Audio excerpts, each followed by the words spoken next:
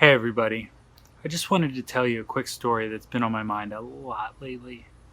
When I was 19 or 20 years old, I was in the depth of my addiction. I had never been more angry, I had never been more lonely, I had never been more scared in my whole life. And I hated the man that I saw when I looked in the mirror. But the thing that scared me more than anything else was the thought that when people looked at me, that they would see the same man that I saw when I looked in the mirror. And so I put on this mask to try to pretend that everything was okay when in reality it was anything but.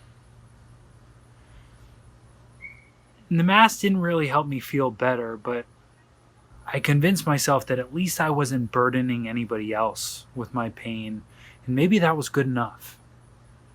But then this one day at work, I remember I woke up and felt just as terrible as I always did, but I put on my shirt, I put on my tie, I put on my smile, and I was at work, and this woman came in with her elderly mother who didn't speak any English. She had to translate through her daughter the whole time she was there, and she kept saying this thing over and over, but her daughter wouldn't translate what she was saying. And so before they left, I said to her, I gotta know, what was it that your mother kept saying? And she said, don't worry about it. I said, no, please tell me. She looked at me and she said, my mother says that she can see you smile with your mouth, but not with your eyes. And she wanted to know why you weren't happy. And I remember feeling like I got hit in the gut. I mean, this woman who couldn't hear the act that I was putting on, she didn't understand the mask that I was trying to wear, she saw right through it. My pain was just as obvious to her as, it was to me when I looked at myself. And that kind of sent me spinning. I didn't want the world to see that part of me. I didn't want people to acknowledge that that's how I felt.